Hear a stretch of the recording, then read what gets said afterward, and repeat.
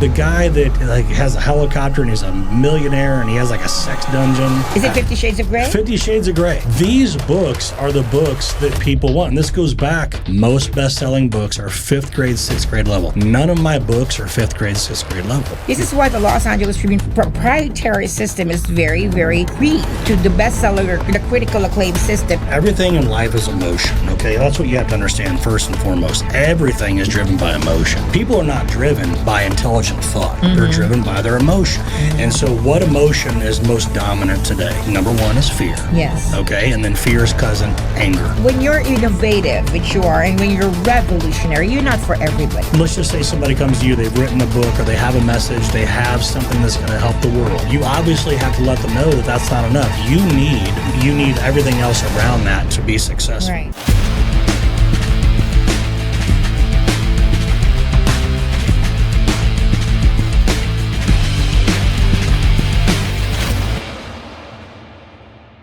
Hey there, and welcome to another episode of the Chad Peterson Show. Listen, I have a very special guest for you today. Her name is Ava Manuel, and she is a editor and partner at the Los Angeles Tribune. Yes. And I met Ava Manuel at an event where I was speaking at, and her and I met, and she interviewed me on the red carpet at the Los Angeles Tribune, and perhaps you saw that interview, and she followed up and said, hey, I want to do a podcast with you. And today you're going to learn a few things about media. You're going to learn how to get your message out there. Guys, everybody has their own station. And what do I mean by that? Well, when we were young, we had 3 stations, 5 stations on the TV, guys. Listen, there's no secret that millions and millions of people, in fact, billions of people, have their own channel now. So how do you get your message out? How do you stand apart? How do you have everything put together so your message will be heard? Because you know what it's like. You get lost in all the sea of information out there. And so how do you penetrate the market and get people to listen to you? And there's very specific steps to take, and we're going to get into that today. We're also going to talk about how media is changing, how the landscape's changing. So if you want to know how things are changing, we're going to talk about how AI is here, how things are changing there. We're going to talk about how to get your message out there if you so choose to, and how some people are successful and some people are not, and why. Welcome to the show, Ava. Chad, it is an honor. I am absolutely thrilled to be here with you. You know, first of all, when I first saw you, I don't know if you remember, but I said, you lit up a fire in me. I did? And I said, something has been awakened. And I said, we got to have a podcast together, because there was something about what you said when I met you at Friends in Business in Vegas, where you said that I was just enlightened that we don't have to work so hard. No, we don't. To be wealthy. And we were made to think that being wealthy is far out of reach. And when I heard you, it's like, you just made it so easy. Mm-hmm. And there's something about that I said, I got to know more about you. Yeah, well, I'm glad I did that for you. You know, I have a way of doing that. I have a way of simplifying things. And in a world that likes to complicate damn near everything that there is, I like to condense it down to just 2 or 3 ingredients that are understandable and 2 or 3 principles that are understandable. And so that's what I've done in my books. That's what I do in all my coaching. And it's how I teach business owners how to become wealthy. And you're in media specifically. You've been an editor. Yes. Yes. And so tell us what being an editor really means. Well, so I'm an unconventional editor. So first of all, the Los Angeles Tribune is what we call America's positive news. We're redefining media, and we're news that inspires, educates, and empowers. And for me as an editor-in-chief, I, especially when it's written by the Los Angeles Tribune editorial team, it's gotta acknowledge somebody, recognize the good that's out there, because there's a lot of good that's going out there. You know, the news almost needs to make it dramatic because they say when it leads, it bleeds, and it's really something that's taught in journalism school. When it leads, it bleeds, and they look for news that leads to be able to get more viewership. But at the Los Angeles Tribune, we believe that we'd like to be the balance where we point out the good that's going on out there, and we recognize the good that's going on out there. So as editor-in-chief, I definitely bring stories to the table and to the conversation, especially when it's like nonprofit services and good companies and good brands and good leaders out there. And we'd like to be able to shine a spotlight on them so that they can be seen and they can be known. Because no matter how great you are and how good your product or your service is, if people don't know you, it doesn't go anywhere. Yeah, so you make a good point there, and it's the question of whether or not the human mind, the human psyche is wired for positivity or it isn't. And I would argue that most people want the negativity. Seriously. Most people want the drama. I was talking to my gal the other night. We were in bed and we were watching a show that we've been watching, and it's The Blacklist, and it's with the lead character is James Spader. Mm-hmm. And he plays an incredible role in this show. And I'm not really a big TV watcher, but after a show or two, I have to put it down because it's so drama filled. I don't need the drama. and you know me, I'm a straight shooter. I don't direct and all that. And so all that drama is just unnecessary. But there's something obviously with the human mind, whether it be this generation, where we're at in the world today, all the drama shows, all the housewife shows, it's like everybody's tuned into drama, and then you have this war that's going on 24/7, this 24/7 news cycle that's all based on negativity. And so what you just said there really had an effect on me, because a while back I wanted to create a news channel where it was nothing but good, because what's happening is that people are being programmed in their mind to only hear the bad. Right. And there's a lot of good stuff going on out there. Yeah, right now there's people being abducted. There's children being abducted. There are awful people in politics, and there's corruption everywhere. But we've had enough of that. We need better news out there. We need uplifting stories. We need a path where people can find promise and hope and a future for themselves. Okay. And the good story must be told. And so I think that where ministry is happening anymore is within entrepreneurship. I love that. Because that's where lives are being changed. Mm-hmm. If I go to church, I'm not saying you can't have good things in church. Maybe you can. But you're supposed to be able to go to church to change your life. I'm telling you, if I spend an hour in church versus I spend an hour with a real good entrepreneur who's doing really good things, who's taking advantage of today's tools, I'm going to get more out of that hour than I will talking about what Jesus said 2,500 years ago.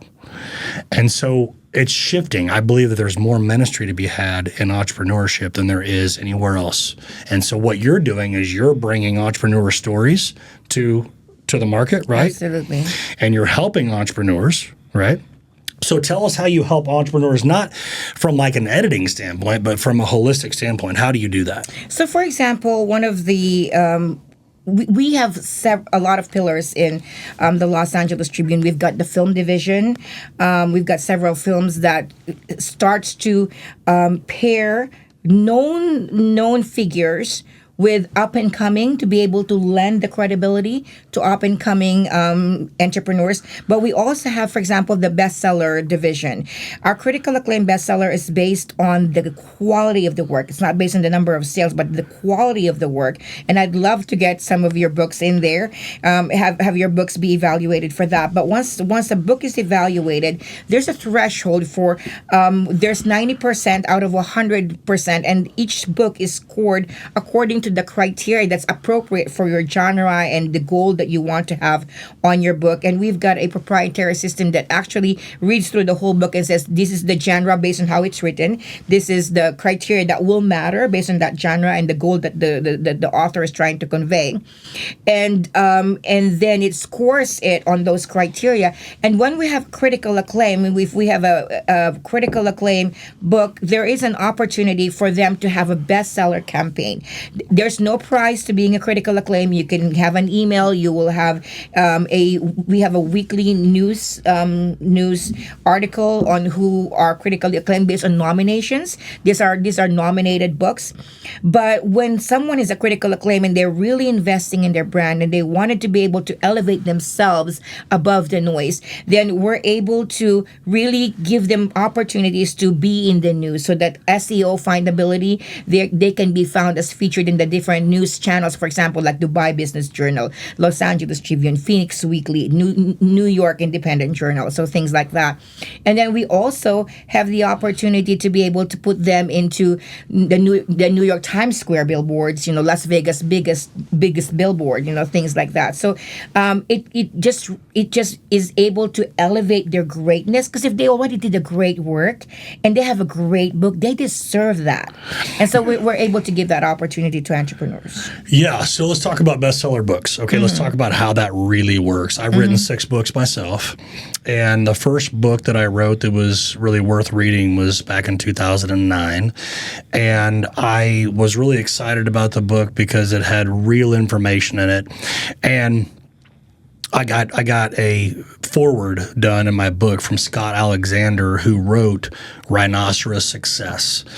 And he wrote Rhinoceros Success and Rhinology, and I don't know, he had 3 or 4 that's all based around the rhinoceros and how you should be a rhino in life. And I love Scott. Him and I have been friends since 2009. Whenever he gave me a beautiful foreword in my book, he was a best-selling author. I think he had a bestseller, one of those books. I think Rhinoceros Success. But all of my books are smart books. You have to read them and you have to learn. And they're not about vampires. they're not about, they're not the girl with the dragon tattoo. They're not entertaining books. Yeah, they're not. What's the one that went huge? The guy that does the rich and puts her in a sex dungeon. What was that one about? What was that book? It was huge. Is it Twilight? No, not Twilight. The guy that like has a helicopter and he's a millionaire and he has like a sex dungeon. Is it 50 Shades of Grey? 50 Shades of Grey. These books are the books that people want. And this goes back to what we're talking about, is that people need more of that bullshit. and my books are about, hey, really, really, no kidding, here's how you do it. Right. So I wrote all these books, and I think that people want to read them. And my books don't sell because they're too smart. And I'm not saying, I'm so smart. I'm just simply saying that bestsellers are usually written at a 5th grade or 6th grade level. If you put the best-selling books into a reader, that it will read the language that you're using and how you're speaking. Most best-selling books are 5th grade, 6th grade level. None of my books are 5th grade, 6th grade level. Absolutely. And this is why, if I might interrupt, this is why the Los Angeles Tribune proprietary system is very, very key to the bestseller, the critical acclaim system. It's actually a very, very new system. We're filling a gap in the market because all bestsellers out there exist based on the number of sales and the number of the amount of investment, right? And who you published with is the existing right now, and currently to date. The only major media bestseller existing is New York Times and the Los Angeles Tribune, both sides of the coast, East Coast and West Coast. USA Today's bestseller has really shrunk into just 150 list of the ones that sold last week. The Wall Street Journal bestseller is gone, and the reason that's happening is because when there isn't enough money coming into traditional media, the divisions that don't make finances goes first, and so the bestseller books are gone. So the 2 bestsellers that exist for major media are the New York Times, which is based on the number of books sold and the number of investments you've made on your book, or the Los Angeles Tribune, which is based on the content of the book. And our proprietary system grades it according to your genre, remember? And according to your niche. the people that so it's going to read the whole book, and it's going to say this is for very intelligent people. These are people who already have made millions of dollars, who own businesses already, and they wanted to be able to sell their businesses. They wanted to know how. And so it's going to create a criteria based on your audience and based on the genre. And it will create who your target audience is, Yes. and then how to target that audience. Yes. Okay. And then go beyond that, because also what you do is you not only do that, which is to evaluate the entrepreneur's message, but also if they've written a book, you look at their book, okay, this is your target audience. And my guess is that they come to you and they say, I've written a book. And you're probably going to say, yeah, but you need more than that. Right? So For sure. you go into all other things. So tell us about that. What do you do there? So, for example, our bestseller campaigns, range from you can be contributor to different news channels. So what happens is, when they Google you, for example, written an article for the Dubai Business Journal. You've written an article for the Dallas Herald, the oldest newspaper in Dallas from 1841. You've written and these are all in your area of expertise, and you write them in. For example, your target audience I'm going to give an example. I had a tax strategist who, when I first started to bring him in as a client, he was working with people who at least have made $500,000 for his strategy to make sense.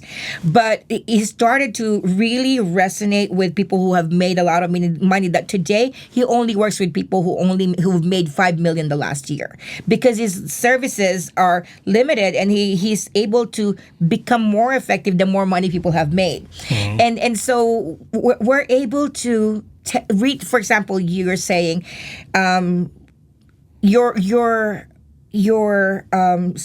message does not resonate with the ordinary people because they're looking for junk. But being in the neutral ground, I am one that's so fascinated with you. If I can retell your story, it doesn't make sense for any American to not listen to you. It Right. doesn't make sense. Yeah, right. I am like, when you said at the meeting, like, it is your right, every American's right, to have an SBA loan, and have a right to have a business and be able to grow this into multi-million. I'm like, why the hell are we working so freaking hard? Because people don't understand, and because they're not told. Right. Because what people do is they get stuck in fear, because everything in life is emotion, okay? That's what you have to understand first and foremost. Everything is driven by emotion. People are not driven by intelligent thought. Mm-hmm. They're driven by their emotion. Mm-hmm. And so what emotion is most dominant today? Number one is fear. Yes. Okay? And then fear's cousin, anger. Mm-hmm. We're in a fear-driven, angry society, and it really got worse after COVID. So COVID broke the world. It put everybody in stress. Nobody's trusting anybody anymore. Nobody knows what the hell's going on. All the political stuff going on. The jab, no jab. Are you left? Are you right? Are you what's a woman? Right? What is a woman? We forgot what that is. The whole movement, all these movements we've had over the last 5, 6, 7 years, I think it's making everybody angry and fearful. Yeah. And so back to your point, when the right information is not as readily available as the negative information, what happens collectively? People get fearful. They get more angry because everything's vibration, everything's emotion. And so where you live vibrationally is a culmination of what you see, how you interpret what you see, what your thoughts are of what you saw. And that now creates how you enter the world and how you present to the world. And you're either closed off to opportunities or you're opened up to it based on your emotional set point. Yeah. But if most of the world's freaked out, scared, worried, fearful, and angry, they're not going to be taking the opportunities that are right in front of them. And so with what you just said, I will tell you this. I am probably done teaching this within less than a year, because I tell people and they can't have it. They just can't interpret it the way that I want them to understand it. I tell them, you're working so hard right now. You're growing your business. You're not going to grow your business to become a multimillionaire because you don't know how. Right. And so you need to understand some more simple, basic steps to take in order to get this accomplished. And because I present it so simply, they say, well, that can't be true. And I say, yes, it can. Do you want it to be easy? And if you had to say it honestly, their answer would be no. They don't want it to be easy. They want it to be more painful. No pain, no gain. And so I'm probably going to stop teaching this. Wow. Probably this year. Okay, you guys better hurry. Yeah, no, I'm probably going to stop. And the reason is, so you mentioned this earlier, that the guy that you were talking with, he was, only working with people that made $500,000, and now he's only working with people that made $5 million last year. Mm-hmm. I'm kind of in that process in my ascension of what I'm doing, because I really thought with my first book back in 2009, I thought I was going to be able to help people back then, and I've tried like hell. And I have owned a ministry for a long time, and I tried to help people there, but I'm constantly up against people's fear. Mm-hmm. And now more so angry, and they need the pain. And so solutions aren't always necessarily what people want. They want to stay in their affliction. And so how do you guys combat that yourself? Because you have to be talking to customers yourself and telling them the path ahead. And do they really listen to you guys? Do they really follow the path, or do they resist? What are you finding? Well, I guess we've been very successful. I wouldn't say 100%. I'd say 90%. Ooh, that's also your statistics. You're also a 90% completer.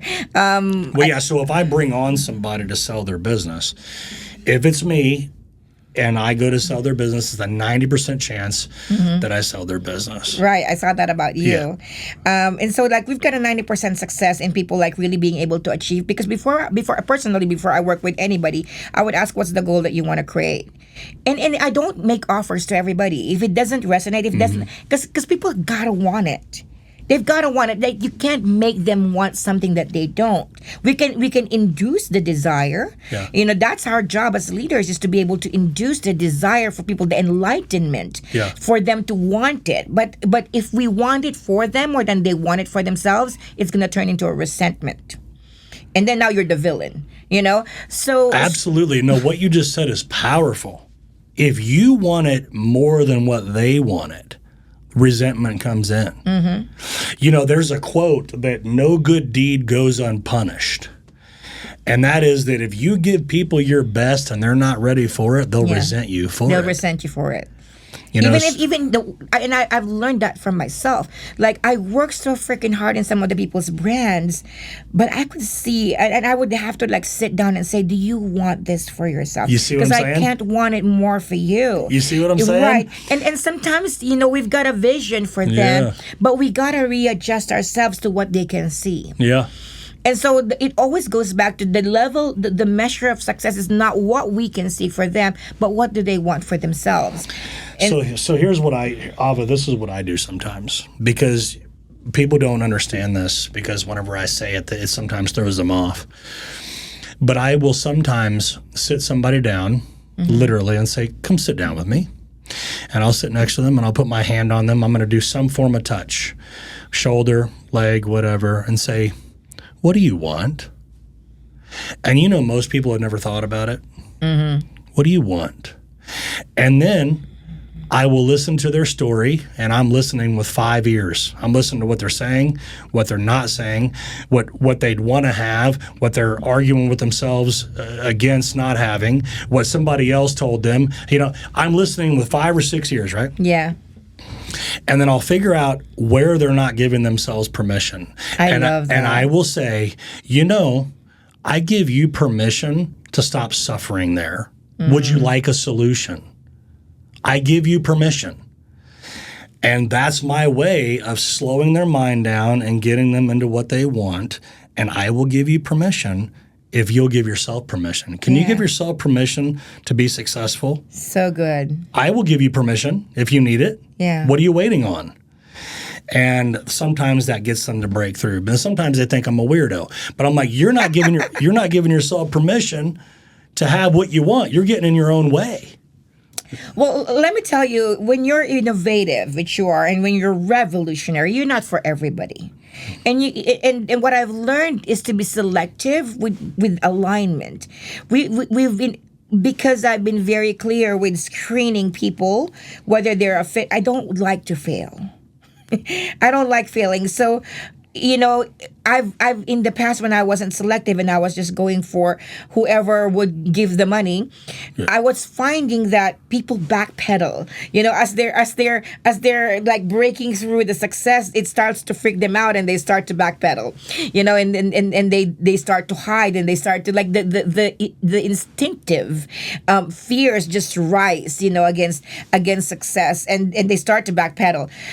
So now, before I work with somebody, I'm like, what do you really want? And I set the goal only according to what they can see for themselves and what they want. And when they get there, they can see further. There you go. There you go. Yeah. So you and I do the same thing. We try to walk people to the best version of themselves if they will listen, right? Right. If they'll listen. So let's talk about this, because you're an editor, right? But again, let's just say somebody comes to you, they've written a book or they have a message, they have something that's going to help the world.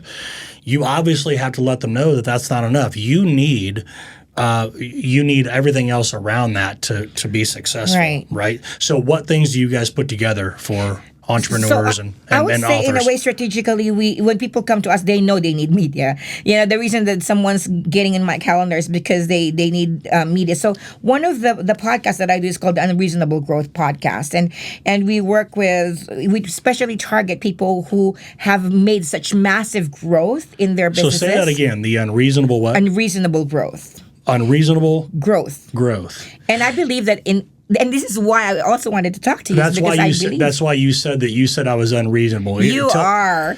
Okay, so tell me and the audience, what do you mean by unreasonable growth? Because because there's messaging in what you're doing there. What is that? Well, so this came actually from the Inc. 5000.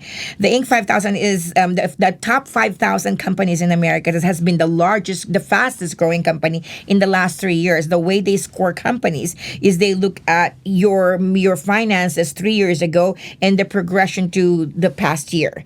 And based on that, there are companies that have grown 1,900%. There are companies that have grown, and so that's where we pull our interviews from the America's fastest growing companies. And it's so interesting because I always say, whenever you talk to a founder, a CEO, behind every unreasonable growth is an unreasonable mind.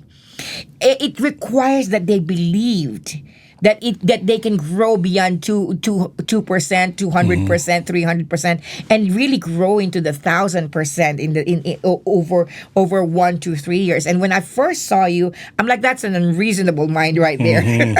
Yeah. And so I'm excited because whenever I sit with CEOs and founders, you literally could peek into their minds as to what has caused their growth, as to how they were able to achieve unreasonable growth.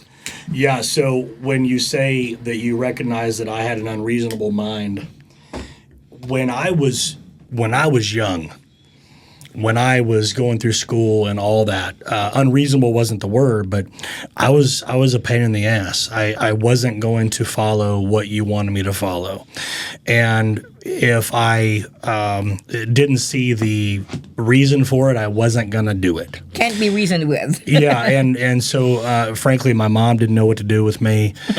Certain friends didn't know what to do with me. Teachers didn't know what to do with me. I can imagine. And they thought that I had an attitude problem, right? Because if you're not compliant and you don't do what they want you to do, then you're the problem, right? Mm-hmm. But if you have like you say, if you have an unreasonable mind, that means you're not operating on that wavelength. You're not going to follow the rules because you don't think the rules are going to send you to where you want. Right.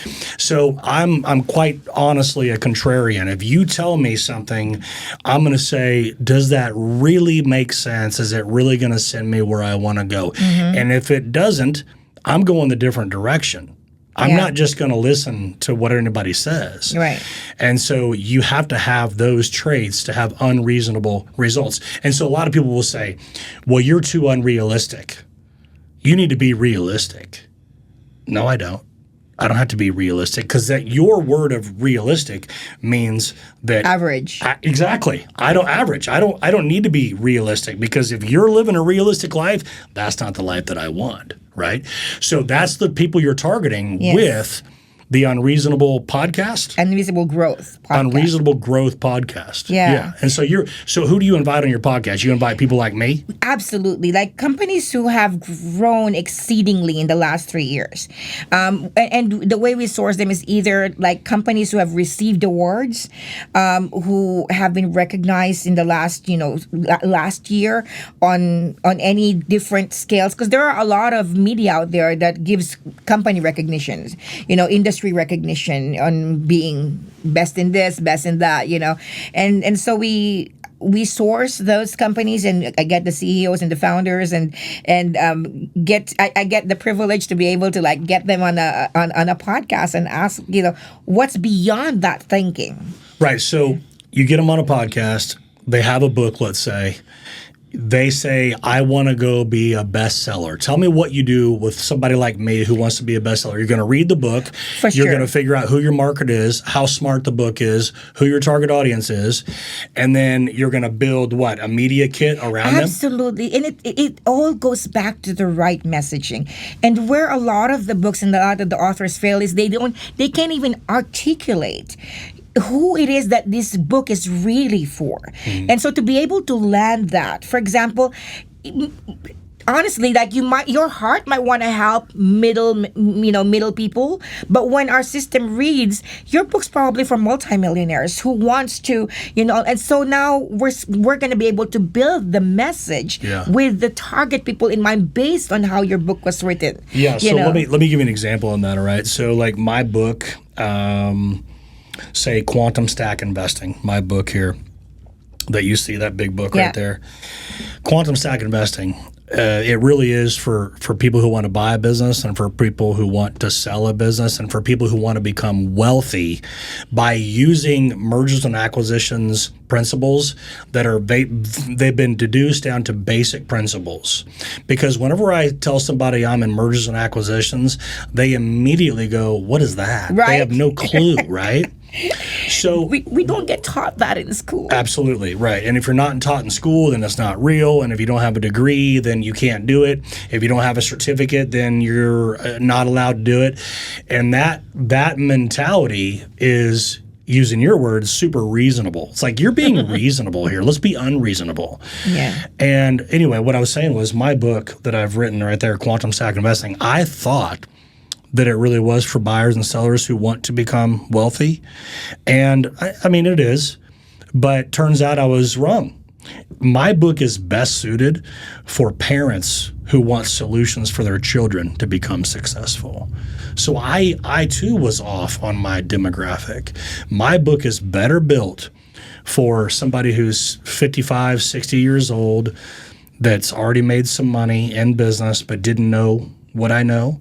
They learn what I know, and now instead of that 55-year-old person or 60-year-old person, if I had to throw a demographic at it, I'm teaching that person now how to not put their money in a 401k or an IRA or the stock market, but rather give their children opportunity and take some of their money and their retirement, put it towards their children so their children can own a business. And I teach people how to run a business a certain way to where it's successful. So I was a little bit off of my target audience. So it is for buyers and sellers and people who want to be wealthy, but it's more for the parents and the older generation that need to put their money somewhere where it's going to count, right, and to help their children out.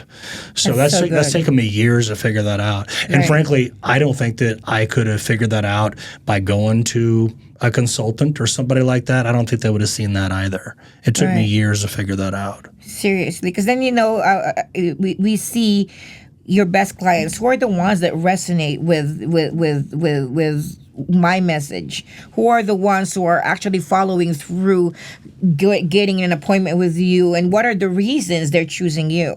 And so it does sometimes, the traditional way takes years to even figure out who you're for. Right, yeah. And sometimes you miss the mark, you miss the mark. You think, oh, well, I was going after that market, but this is a better market. So I've learned that. And so, like I said, I'm probably going to quit teaching this to the degree that I do. You saw me in Vegas speak, and it's great. But, most of those people aren't going to do anything with my information.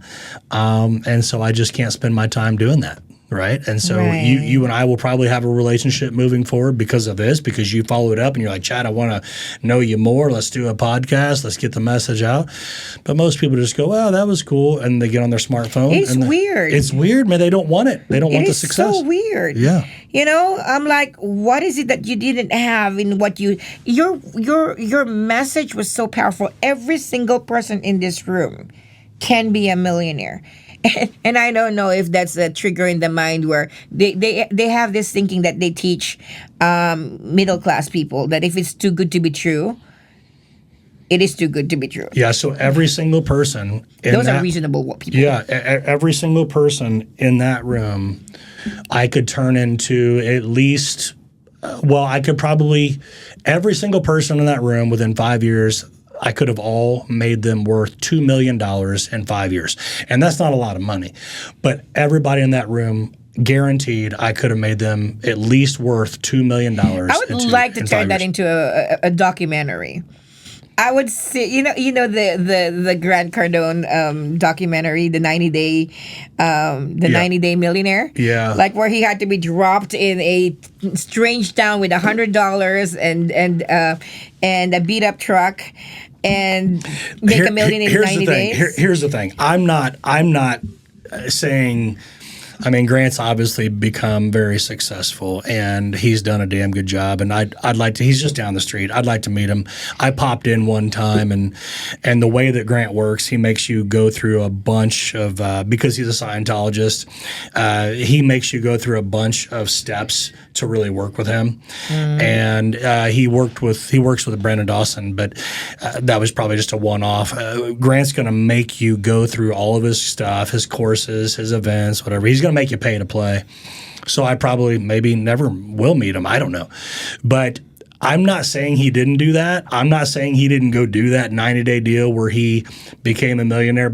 But he's quite recognizable, right? His voice is very distinct. Like you already know my voice. If you heard me talking somewhere, you'd be like, that's Chad's voice because I have a distinct voice. How do they not know it was him? And there's a camera crew following him. How do they not know? Right. So I'm not saying he didn't do it, but it'd be damn hard to be dropped into a small town with supposedly a pickup truck and you shave your head and whatever else. But what about the 3 cameramen that are following you around all the time? It's kind of hard to hide, with isn't different it? angles, yeah. So I think it was a good marketing thing for him, but somebody would have to tell me, how did you do that really? With a camera crew around you, because you just come in here for a podcast, right? And we're going to talk for an hour. Yeah. And look at all the technology around you. Look at my producer in here. Look at what we talked about. Like, come on. Yeah. Right? So I think it's one of those things where it sounds nice, but is it really true? Yeah. And I have an eye for that shit, by the way. We were just talking about Rich Dad, Poor Dad. Well, again, 5th grade, 6th grade level book. One dad said to have money, and another dad said to have assets. Okay. So what do I do with that? Where do I get the contracts? Where do I get the real estate? How do I make sure I'm paying the right price? What about the bank? What about the down payment? What kind of debt service are they going to want at the bank? How do I negotiate? What about the contractors? What about fixing the house? What about buying it for no money down? How do I find investors? It's not there. It was written in a 5th grade, 6th grade level. And everybody really thought that by reading this book, all of a sudden you can go own millions of dollars of real estate, not pay taxes, have somebody else pay for the real estate because they're paying for the debt. Then you pull out the debt out of the real estate and live tax-free. Well, nobody's ever been able to track and find all this real estate that Robert Kiyosaki supposedly owns. Nobody. And a woman wrote that book. So is it really real? And so I'm not saying that I'm one of the people who thinks if it's too good to be true. I'm just simply saying that I read these books and I didn't know what to go do. And all my books are written in a way You can go do it, and here's exactly how you do it. And I sincerely love that about you because you started from the bottom. Yes, You started from labor work. absolutely. You weren't handed a silver spoon. I got strong hands because I had to go do manual labor to figure it out. Right. And so you went through the steps. You had to learn those steps, and you literally didn't have the father to teach you how. You didn't have the mentors to show you how. And so to you, these steps are necessary because you had to figure them out yourself. Yes. And that's how you teach, and that's how you write book. So let me ask you a question. When you went to Vegas, out of that, I think 100 people that's in this room, when you made that beautiful, powerful presentation, how many people reached out to you? I think out of that whole group, I think we had maybe 5 or 6 that had conversations with my team, but I've heard nothing advanced from it. Okay. Yeah. But that really puzzles me. If someone tells you, and you're so, the word for it is, the way you said it displaced something in me. It's like disjointing. Like now you gotta realign yourself, but you just you something about me shook when you said it's your right as a citizen to be able to have a small business loan. And given that you have a small business loan, I can walk you through to become a millionaire. How many people aspire to be a millionaire? And yes, so to say, okay, in 5 years I can make it 2 million, and it might mean small 2 million, but heck, that gets you to be a millionaire. Yeah, right. And so what people don't realize that everybody's gonna make $1 million in their life. Everybody. If you went and worked fast food at 16 years old, you went and got a job, you're going to make $1 million in your life. But how can you compress that time and make $1 million this year? How can you make $5 million in the next 3 years? How can you double and triple that? That's what I teach people with basic, simple principles. Yes. So it's not about making $1 million. It's how fast you can make it and how much you can make that money turn into more money. And people just think that that's beyond their reach, and it's not. And that's what I teach. And it's not difficult, but people must make it difficult. Yeah. And that's what I'm up against on a continual basis. But I have to give you this. There's something about the way you speak that awakens, at least it awakened me. I've heard so many times in the past that even as you start a business, you got to have an exit plan. Heard that many times. Never saw the reason for it until I heard you. There was something about how you said when you're doing well, that's the reason you sell is because you're doing well. Yeah. And it came from your own story in 2008, where and the only reason I know this is because I read about you. When you lost your business that was doing really, really well. What was it? What was that amount? I had one of the biggest brokerage companies in the Midwest before '08, and what we were selling, what we were brokering was very much so tied to the real estate market and interest rates. And so they just shut the water off in '08. They just turned it off. And so I had 5 leases, huge offices.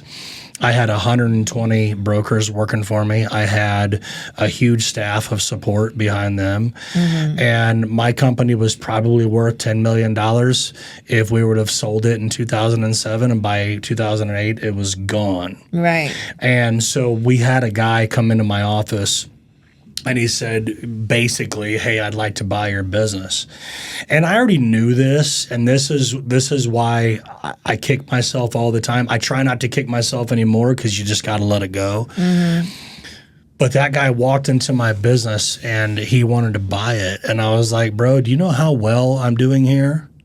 And I answered my own question. I'm like, I'm doing so well. Why would I sell? And here's the answer. Okay, this is so real. It's so powerful. So nobody really saw the writing on the wall in '08. Everybody kind of heard the ground shaking, but nobody really knew how bad it was going to be. And so here's me, okay? Here I am. I've got a company that's worth about $10 million. And I could have sold that company, and I could have turned that $10 million into probably $100 million pretty easily. So I didn't do that because I'm doing so well. Why would I sell, right? But I'll give you another story. So do you know these trampoline parks all around the country? I won't mention the name because I'm not going to do that. But it's all these kids that like to go jump on the trampolines, birthday parties, and all that kind of thing. So there was a guy who did not have as successful of a company that I had, but he was doing the same thing I was doing. Okay. What he did is he sold in 2007. At that time, he didn't know where to put his money, but his financial planner did. He said, let's put it all in Apple. And that was a hell of a move, 2007, to put, I don't know what it was, somewhere around $3 or $4 million in Apple. And then by 2012, by 2013, who knows what that money grew to because Apple just shot up, right? Yeah. Then he took all those monies that he made from the sale of his company and what he put into Apple, and he went single-handedly and created that nationwide trampoline park. The guy makes $12 million a month, something like that now. Yeah. And so it's like that one move that he made to sell his company to create that liquidity. Yes. Because I tell people paychecks lead to poverty and liquidity leads to wealth. And so you need to create liquidity events, not paychecks. Yes. Right? So there I was making all this money that was in the form of a paycheck, right? And then I take my paycheck and I pay all my taxes, which is, if you're at that tax bracket, you're making 50% of what you make. Yeah. Okay, so why wouldn't I create a liquidity event and then leverage that liquidity into wealth? Yeah. And so people just go, what? What did you just say? And so in my books, I break it down how you do it, but people believe it's beyond their reach. I just had to laugh at that, right? Yeah. Like, you're so certain. Absolutely. I feel that about you. I see, the way you communicate the results that you can create. You have zero shadow of a doubt you can create it. Zero. No doubt. You've created it over and over and over again. And I think, what would powerfully support, and I know that you're like on the edge of your rope, not wanting to do this anymore because people are not learning it and people are not hearing it. But I would like, for me as a news and media person, I would talk about case studies in the form of stories because stories resonate, with people. But I bet you what I don't have. I was going to say millions of dollars, which I don't have, that you would have case studies after case studies of people that you have multiplied wealth on already. Oh, absolutely. Yeah. Yeah. Because you embody it. Like there's such a certainty. Yeah. So put it this way. So with $50,000, you can become a multimillionaire. Okay. Here's how it works. You can take 50 grand. You can buy a $1 million business with that. People don't know that. I'm like, that's 10%. It's 5%. With 50 grand, you can buy $1 million That's business. 5%. You're right. Yeah. Math. Yeah, it's okay. So 5% down, you can own $1 million business. And so the problem is, it's monkey see, monkey do. So because most people have not seen other people do it, monkey see, monkey do, they don't do it. But what they have seen people do is go get a job. That's normal, right? What they have seen people do is put their money in a 401k. That's normal, right? A lot of people put their money in an IRA. A lot of people buy homes and they try to pay down their home. That's all monkey see, monkey do. You see monkeys do it, you're a monkey, you'll do it too. Yeah. Very few people have seen other people take that same 50 grand and instead of putting it in a Wall Street backed fund like a 401k or an IRA, instead put 50 grand down in a business that's making 330 grand a year. Very few people have seen it happen. There's a couple reasons for that. Number one, entrepreneurs are working. They're busy. Okay. And they're not going to go out there and show everybody else what they did. That's why I'm a teacher. Right. I want to get out there and teach people how to do it. But if you take that 50 grand and you buy a $1 million business and it's paying you $333,000 a year, the idea is don't touch your business, run your business. Don't have your business run you. You own the business. Don't let the business own you. Run that business conservatively. Do not spend the money that you're making in that business. In other words, don't spend the money in your business on growth because you're going to reduce the value of your company. So you just let it pay you for about 5 years. That's it. And you're going to sell that company in 5 years. Well, the simple math on it is this. If you own $1 million business for 50 grand and you just run that business conservatively for 5 years, you've paid down half of the debt that you've made, or the debt that you borrowed. So you have $500,000 you've made in 5 years just by running the business, plus what you made for 5 years, which is somewhere around 180 grand for 5 years. So you've made 900 grand in 5 years, but you also paid down the $500,000 in debt. So on 50 grand, you've made literally $1.3 million in 5 years. And people don't understand that simple math. But if you put $50,000 in a 401k, you're going to make 7 or 8% over 5 years. If you do. If you do. Correct. Right. So, and then people go, well, how am I going to do that? How am I going to do that? Well, my books teach you. I teach you. Yeah. I have the courses to teach you. I have a team that teaches you. So anybody that puts money in a 401k, IRA, you're just hoping that the whole market and the whole world brings you 7 or 8% return. Right. But right now, there's 33 million businesses in this country. And 33 million businesses, most of those people are baby boomers. You're tired. They're retiring. They're expiring. They're dying. They have to give their business out to somebody. They have to sell their business to somebody. Mm-hmm. Well, what I'm trying to point out to people is there's a massive problem there. So if you have millions of business owners that need to get out of business, and you have millions of people that have degrees but can't find a job, boom, let's do this. Yeah. Let's get you to take over this business. Let's help you learn what that old man does. So it's just simple. It's very simple, and I really am a passionate stand for you that you continue to teach. I hope that you continue to teach it and be a little bit more patient with people catching up.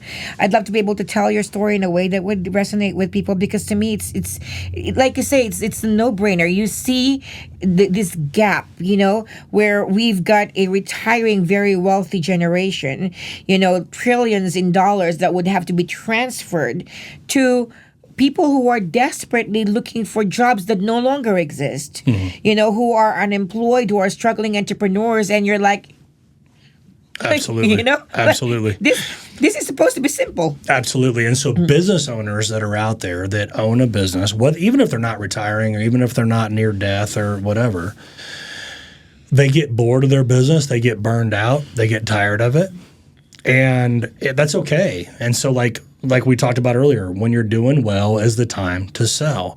And then you might have heard me say at that Vegas event, where there's no passion, there's no profit. Right. So if you're not passionate about what you're doing, you shouldn't do it anymore. And so what I'm really telling you in this conversation we're having is not that I'm frustrated with people, not that I'm whatever. I'm not as passionate about teaching people that don't really want it. Right. And this goes back to making sure you speak to the right audience, right? Because I think I love that you serve both sides. You're able to show someone ordinary who has 680, credit score, who has at least $50,000 somewhere in their retirement, in their savings, or anywhere like that. Or maybe, you also talked about if your equity in your house is sitting on your house, you're just making the bank rich.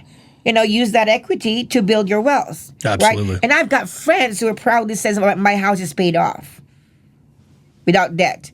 I'm like, and in the meantime, like, you're relying on a 401k retirement that's not growing much money and it's at risk in the market, so why not pull that out and put that into whatever investment? So you have the ability to create the awakening in this side of people who are unaware of that. And you also have the ability on the people who are getting tired and they no longer have their passion, they're getting burnt out with their business, to be able to sell it. I'm like, it's a perfect match. Absolutely. It's a dating game. It's a date. Exactly. Exactly. That's a dating game. That's all I do is I take a business owner who once thought it was heaven, but now it's his hell because he's tired and he's burned out of it.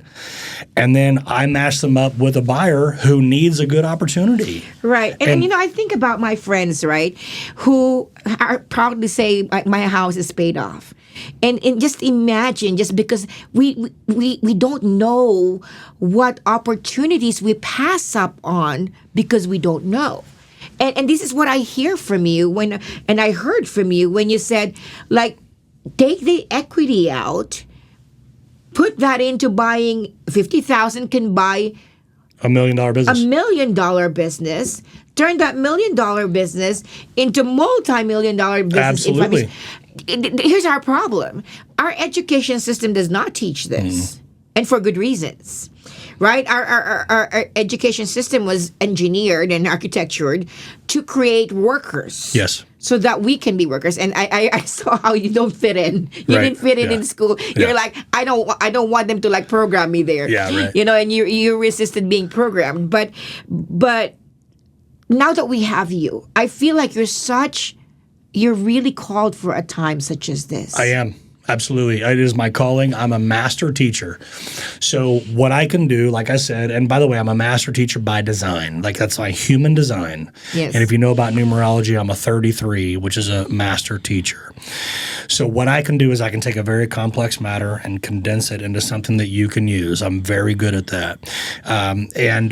Not bragging, but I have a high IQ. I can process things really quick. I can make it simple for people. And then I want to go teach it to other people. That's really my calling. Right. And so I want to teach people this, but back to what you said. The reason that we're not making these moves is because we don't know. The education system wanted to create programmed minions. That's what the education system did. Whether they intended to or not, who knows, doesn't matter. But that's what it is. And really, I believe that it comes from where the education started, which is back in the industrial age, where you had to show up at 7 a.m., the bell rung, and you worked at your station. If you wanted a bathroom break, you had to ring the bell. And it's all indicative of how school was ran. You get here, the bell rings, I need to go to the bathroom. It was built for factories. Yes. So what people get tired of is being underneath a lot of debt. Right. They get tired of that, and that's understandably so. But there's a difference between healthy debt and unhealthy debt. So unhealthy debt is cars and boats and credit cards and all that kind of shit, right? When you're spending money on debt that doesn't produce money, okay? Mm-hmm. But healthy debt is owning assets that pay you. So $50,000 or $100,000 or whatever you want to put down in a business, you are going to go into debt. Right. But debt is how multimillionaires become wealthy. Absolutely. And so here's the problem, Ava. Here's the problem. If you listen to me or you go listen to Dave Ramsey, you're going to get two totally different messages. So his message is eat ramen noodles, eat beans, pay off your car, pay off your house. And the thing is, I can't knock his message because there's a huge part of this country that needs to do that. There's some people that are never going to be able to go own a business and do all that. They're not really going to. They need to quit. I wish that they could. Right, I wish too. But they need to quit spending money on bullshit and racking up debt. And so there's a real good place in this market for Dave Ramsey, but not that big of a market. No. And when we have 33 million business owners that are retiring or expiring, those businesses have to be bought. And or they vanish. Or they vanish. Now, right down the street from you, when you were on your way here, there was a beautiful business, and they just shut down. And I went down there because I wanted to know why they shut down, and they said we're done, we're retiring. And I said, why didn't you sell it? And they said, we didn't know it was sellable. They had no idea. Right. So business owners need to know that their business is sellable. Right. And so here's how that works. If you own a business, and let's just say you're making $500,000 or you're making $1 million a year or $2 million or $3 million a year, whatever, pretty much you can sell your business for 3 times what you're making. So let's just say you're making $3 million a year. You've got a beautiful business. You're doing really well. You can sell that business for about $9 million. And some business owners say, well, that's not enough money for me. And I'm like, look, sell your business, because it's not about retiring. Because retiring is a disease that, and I call it retirement-itis. You've got the disease that says you're going to retire and sit on your ass and do nothing. And that's not a life well lived. No. So sell your business for, say, $9 million. Use that $9 million to then use that liquidity to lead to more wealth. Right. So the game never stops. Right. Right? So you buy a business and you can barely scratch together 50 grand. That's just where it starts. Yes. Run it for 5 years, sell it, create a liquidity event. You're going to get tired of your business. Everybody does. Sell it whenever you're doing well. Yes. Buy a bigger business that's throwing off more cash flow. There's 33 million businesses out there. Right. Buy another business that's making more money. Right. And so everybody kind of understands this whenever they're thinking about their automobile. Like, you're not driving the same car you were when you were 16. Right. You're not working that same job when you were 20. You're not living in the same house you were when you were 20 or 25. Everybody understands it that way. Right. Upgrades. Yes. So I teach business owners who aren't business owners how to get in the game. Right. And then I show them how to not screw it up so they can create that liquidity event. Yeah. And so you can keep moving up. So a lot of business owners think their business isn't sellable, and it is. And a lot of times they just shut down. They just close their doors. Yeah. And it's a damn shame, because that liquidity could lead to massive. Yes. So I have horses, right? I have 3 horses. And the business that I'm talking about was a place that I could get all the hay, all the alfalfa, all the grain, all the horse supplies, all that. And it's only like, 4 miles down the street. And it's shut down. Well, I live in a horse community. Now all the people around us have to have it shipped in because they decided to shut down. It's like, man, you did not have to sell that. You didn't have to shut down that company. You should have sold that company. Right. Because all of us are now going, why'd you shut down? Right. We need it. Yeah. And they're like, well, that could have been worse. They're like, we're done. More. We're just going to. And so on the other side of that. And there's someone younger who would want that business. Absolutely. That's why I said earlier that my books, ultimately, now that I've understood now, is not necessarily just for the person who wants to go buy a business or sell a business. It's for the parents that need to grab their kid and say, hey, man, you're going down the wrong path. Let's not go from here to there to there. Let's not take incremental steps. Let's take a quantum leap into success. And if I may point out, the principles that you're teaching is not foreign or new. Nope. You're just making it available to people who have not been exposed to it before. Because the wealthies do this over and over and over and over again. Yep. You know, one of my mentors that really changed my mind about wealth, because there's a lot of shaming that the middle income people carry with debt, right? Like we're shamed into we're taught not to owe, not to have debts, to be able to pay your debts off. You know, Dave Ramsey teaching, right? And her name is Dame Doria Cordova. She was the mentor of the young Tony Robbins and the what is her name again? Doria Cordova. Cordova. I know that name. Yes. How do I know that name? Well, so she has run Money and You for 42 years in about 200 countries. Okay. Yeah, I know that name. So she teaches wealth, and she's a mentor for multimillionaires and billionaires, and she's very much in the background. But I've taken her Money and You program, and one of the things that shifted my attitude about money, because I was carrying a lot of shame around having used up my retirement money for business and having, started to accruing debt, for building my business. But and that shame weighs you down. And I was seeing myself playing small, being safer, like really shrinking. But she said, what's the difference between wealthy and a middle person or someone who's struggling. And he said it's not cash. Because who's wealthier? Someone who has zero money in the bank account or someone who owes $10 million? Who's wealthier? The person who owes $10 million. Well, no, technically.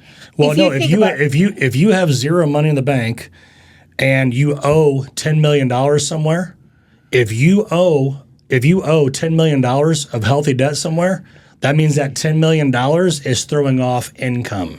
Right. So that now that's the intelligent knowledge. That's the trained and learned knowledge.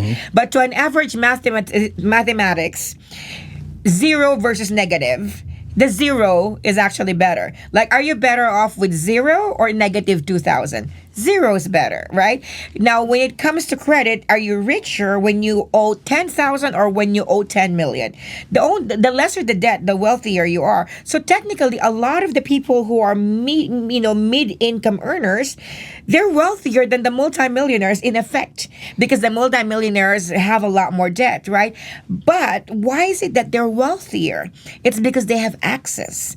Access is wealth, access to cash, access to expertise, access to businesses.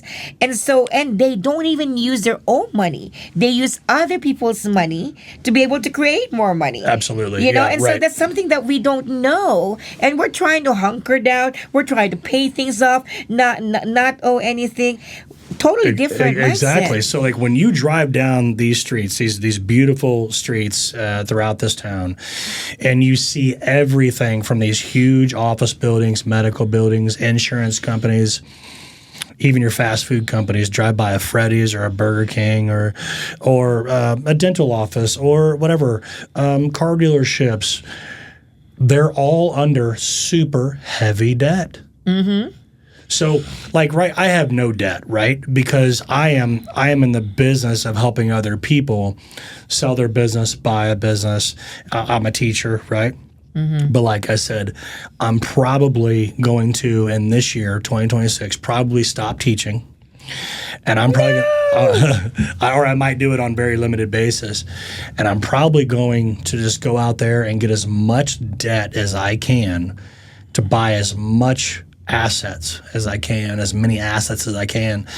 Now, I can go out there and I can borrow $20, $30, $40 million and buy up a bunch of different businesses, and I can have a board and I can run those businesses pretty easily. And if I go down that path, my goal will be to have over $1 billion in debt. And that would freak people out. Right? That would freak people out. Over $1 billion in debt. Of course. Because the more debt you have that's healthy, the more money you're making.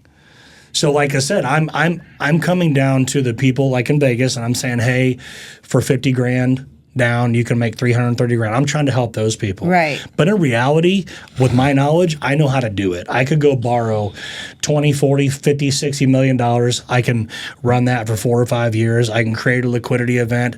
I can go borrow another 40, 50, 60 million dollars. Like, I know how to play that game. So it's the same game, it's just lower dollar figures. Yes. So I went to Vegas to teach people that just need to know how to do it with 50 grand. Right. But I can go do it with 50 million, and that's probably what I'm going to do. I would like to do a challenge and find that 50 grand. Find that 50 grand. Like, where do you find 50 grand in your, can you find that 50 grand in perhaps an extra car that you have in the garage? Find that 50 grand in, your 401k possibly. And I know that there's going to be a withdrawal, penalty. Who cares? If it's going to make money. Yeah. So what people don't know is that you can, in fact, go into your 401k or your IRA, and you can pay, I don't know, it's like probably it would cost you maybe $1,000, something like that, and you can pull that money out to buy a business, and that's part of the Small Business Administration guidelines that you can do that, and so it's not going to cost you to do it. Yeah. So anytime that the government says, hey, give me your money, 401k, IRA, but you can't touch it, here's a penalty, that's red flag number one. Right. Anybody that wants to lock your money up for years, that means that they have an interest in you putting your money in there. And so I'm trying to deprogram people on that too. Pay your little fee, get your money out of your 401k, go buy $1 million business, go buy a $5 million business. Now, if you already own a business, don't have your house paid off. Pull all the equity out, because that liquidity can lead to more wealth. You can add another business. I'm about to preach to my friends. Yeah, because what people do is they pay off their house because they're not happy being under debt. But all it does is save you what, $1,200 a month, $2,000 a month, $3,000 a month, however big your house is. That's all it's doing for you. It's not making you money. And what it does for the bank, it gives them a stronger collateral position to where they can lend more money because they have more money on their books. So all you're doing is playing the bank's game. You're not playing your own game. Right. And so all these things need to be taught. And I wanted to teach, and I will teach if I get in front of the right audience. But it's just as well that I just go do it myself. For sure. For sure. And you it's got to be both, right? Like, it's got to be both. But one of the things that I'm really confident about you, having seen you speak, and seeing how you do business, like the way your passion, your fire, your commitment is. Like, I saw how relentless you are. Like, you're a bulldog. They call it a bulldog on the pork chop. You know, like when you got your draw into it, you got like you hang on to that until it's accomplished. You know, or obliterated, either one. Absolutely. So, a lot of people are afraid to go into business because they honestly don't know what to do, and we were never taught.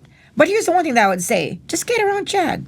Absolutely. Just get around Chad. Yeah. So anymore, like that, you just really brought up a good point. So anymore, because of the internet, because of artificial intelligence, I think that we're going to more of an environment where you're going to do business with people that you trust, because we don't know what's real anymore, and all the marketing and all the stuff that's out there. And what people don't know, and I don't really say this message ever, what people don't know is that in order to have the company that I have, and in order to be able to do everything that I can do, I'm surrounded by valuable people. Like, it's not just me, right? Like the quarterback's the quarterback, but there's a lot of people on that field, right? So I have networks of CPAs, financial planners, marketing teams, right? Business coaches, strategists, payroll companies, people that do consulting around all of that. Like, I'm surrounded by that. Right. And so when people come into my ecosystem to learn how to sell their business or to learn how to buy a business, what they don't know is that if you show up and you're somebody that I like, and you're not and you're not an asshole, then if I help you sell your business and you're a good customer through that process and you're not an asshole to me or to my people, I am naturally going to be like, you know what? I like you. Come into my world. Let me introduce you to some of the best marketing people in the world. Let me introduce you into some of the best tax strategists in the world, some of the best asset protection people in the world. Like, people have no idea the resources I have around me. Right. They just think that I'm doing this one thing, and so they don't approach me in the right way. But if you approach me in the right way, I will want to help you. Well, you know, success begets success, right? So in order for you to be successful, like, you literally have to surround yourself with successful people, and your success tells of the people that you're also surrounded with. And most people fail because of who they're surrounded with, right? Absolutely. Like, if you don't have that support and you don't have the people, who are you going to hear? There's something that awakened me, you know. People go into business, and the first thing that they do is they spend the money that they got, you know, instead of keeping it liquid. They start investing into, you know, vehicles and furnitures and rearrangements, and they're eating up their liquidity unnecessarily, right? But and that's not knowing how to do business. But when you have someone in your court like you, who actually knows what not to do, like, you know, to not eat up your liquidity and to now not have the liquidity that you can grow into a bigger business in just a matter of years. Like, I feel like we didn't. What awakened for me when I heard, just like, why the hell am I working so hard? Absolutely. So let me say something about that. So let's just say that you took the $50,000 and you went and bought a business, $1 million business. What you said, what they do is they make that $330,000 a year. Right now, like $50,000 down, you're making $330,000 a year minus your debt service. And then what they do is they're listening to all these clowns online saying you need multiple streams of income and you need side hustles, right? So then they take the money, the cash flow, the very thing that makes their company valuable. Right. They steal that cash flow from their own business, and now they get distracted and they go buy like a piece of property, or they start flipping things. They say reinvest in your growth. Yeah. So you're like spending the money that you're making to like expand it and reinvest it in your growth. Absolutely. You're spending your cash flow on things that might make money, but not guaranteed. And then what happens is they get frustrated, they get burned out and bored, and they're not making the money they thought they were going to make. And it's because they listen to me today, right? And I say, buy a business and do it this way. But then they start listening to Gary Vaynerchuk. And Gary's like, you need to have multiple streams and you need to have side hustles and side gigs and all this. No, you don't. Yeah. You can own a business, let it work for you, let it pay down the debt, sell it in 5 years, have a $1.3 million liquidity event. Right. Take that 1.3 and now buy a $10 million business that's paying you $3 million a year. Right. Right. Like, why are you going to have a side hustle if that's your path? Right. And here's the thing that I actually like really resonated with what you said. What you said is like, why do people do that? It's because of ego. Yeah. Yeah. Like whether it is that we want to feel more important, we want to feel more significant, we want to feel busy, like whatever that ego is and how that sounds like, or you want to look like you're doing something big in your community, like it's the ego, right? Yes, absolutely. But literally you can like play a simple game, have a good life, do it the Chad way, and really acquire and really so here's my passion. I came in as an immigrant. I came in 2002 from the Philippines. Came here as a physical therapist with 5 kids at the age of 28. And when I left physical therapy to explore into business and be a partner in the media growth, my kids all got mad at me. I have 6 kids, 5 boys and 1 girl. They're now 22 to 35 years old. They all got mad at me because they said, "Mom, you have a secure job. You make a lot of money, at least in their definition of a lot of money. And, I don't know who told you weren't enough, that you had to explore something different and change."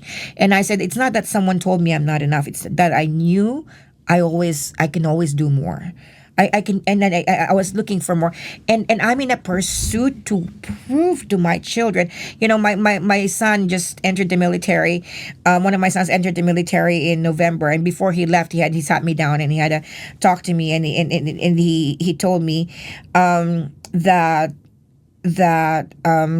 he wishes that I just go back and be in a safe job back in my physical therapy and just take care of the grandkids and live a simple life. And what I told him is like, but that's selfish.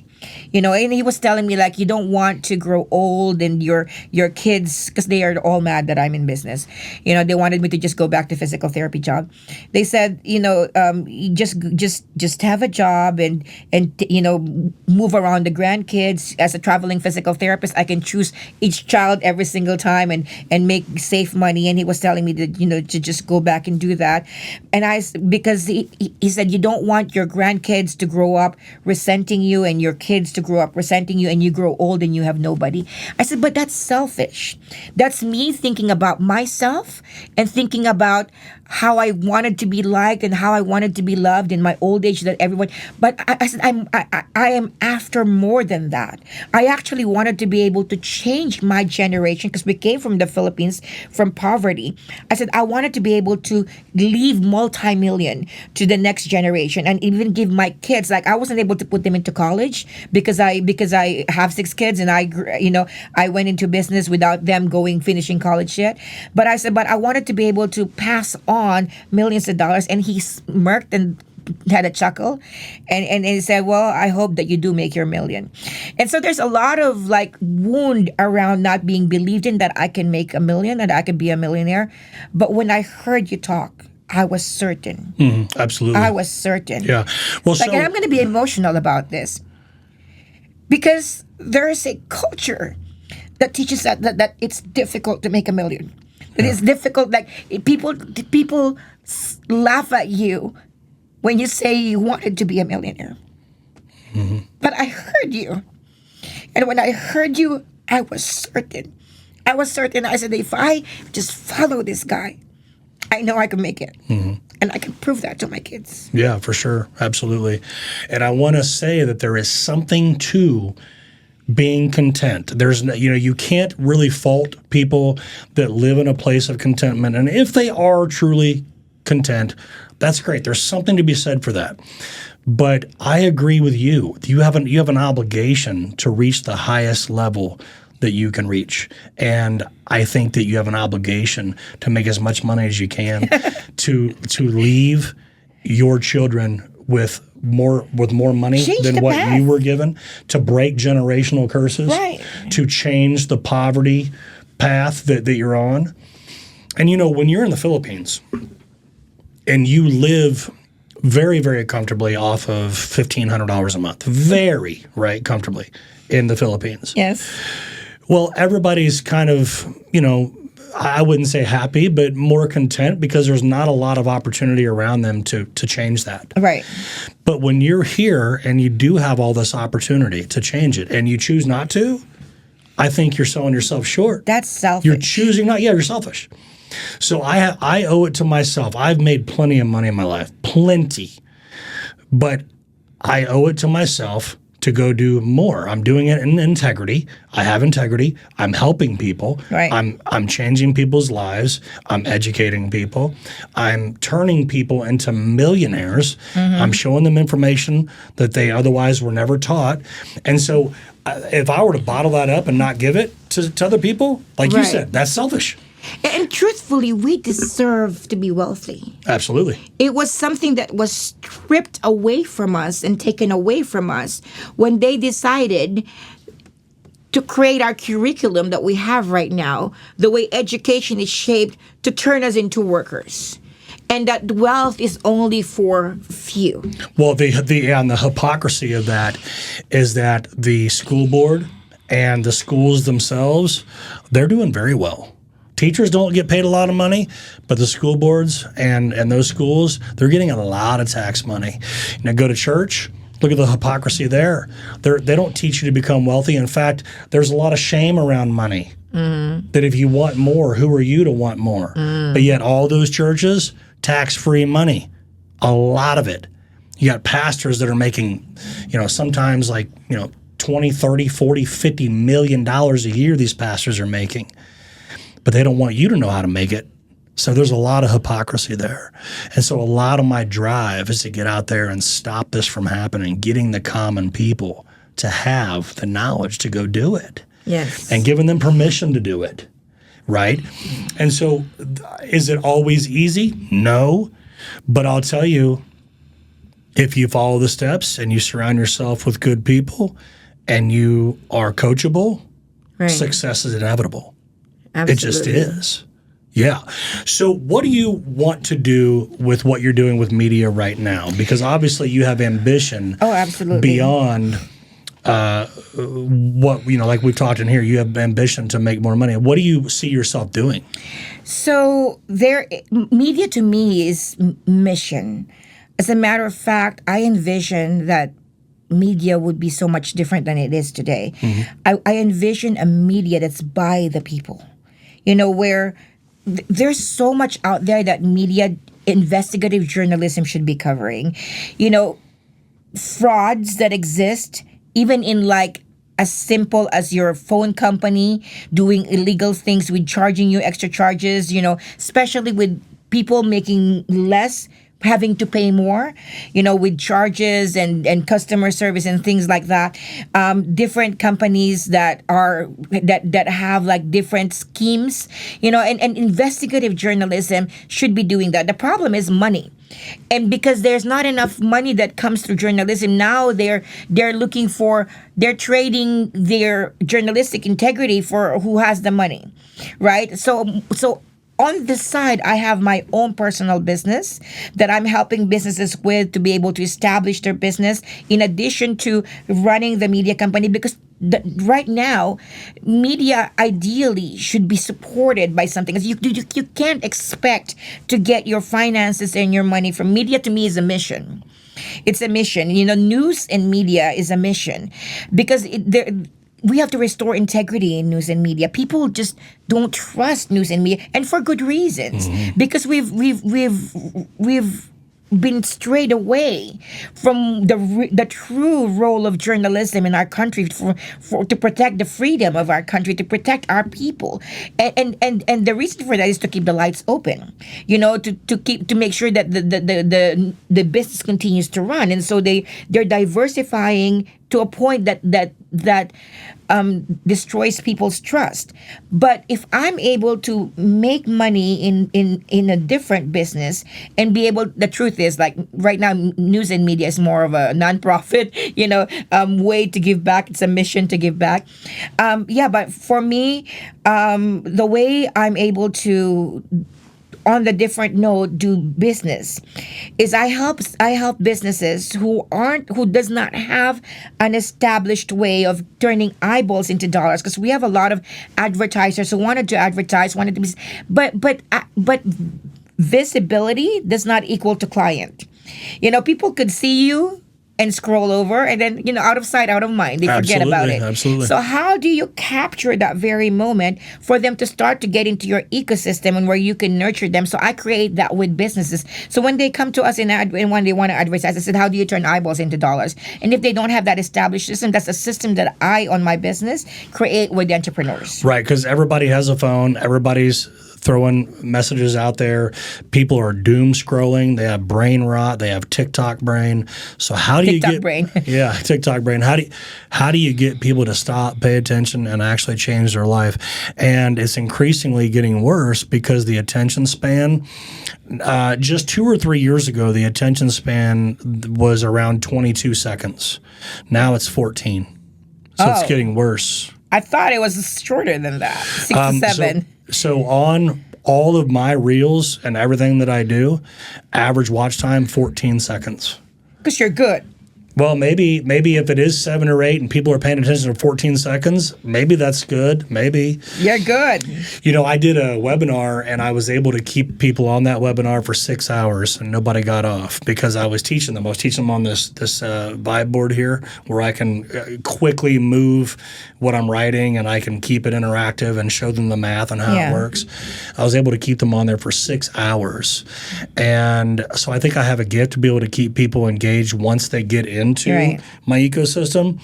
But it's a trick to get people to listen to you online off of a short reel and to click save and follow and for them to stay with you and really pay attention to what you're saying. So that's a trick that is difficult to do. And so what you're saying is you're helping people figure that out. Absolutely. How do you turn eyeballs into dollars? I mean, even followers. How do you turn followers into, how in business we have a book of business, or whether you're a CPA or a lawyer, you have a book of business. How do you turn your followers and your likes into a book of business, into an actual asset? That when you have people's contacts and you can tap into them anytime, that's asset. Your social media could disappear tomorrow, but when you have their contacts, whether they opted for, something of value that you've given them, and they're now in your ecosystem that you can automate nurturing contents for. And sometimes people don't make a decision right away, but the more sometimes it take months for it even to even click. So how do you have all of that. And I really want to free up entrepreneurs because all of the busy work, like entrepreneurs didn't sign up for that. They're supposed to change people's lives, but when they're in the back doing busy work, doing emails, creating the contents, they're not in front of people. Yeah, they're not focusing on their strengths. Right. So a big mistake that say that again. A big mistake that entrepreneurs make is they're not living in their highest and best use. Yes.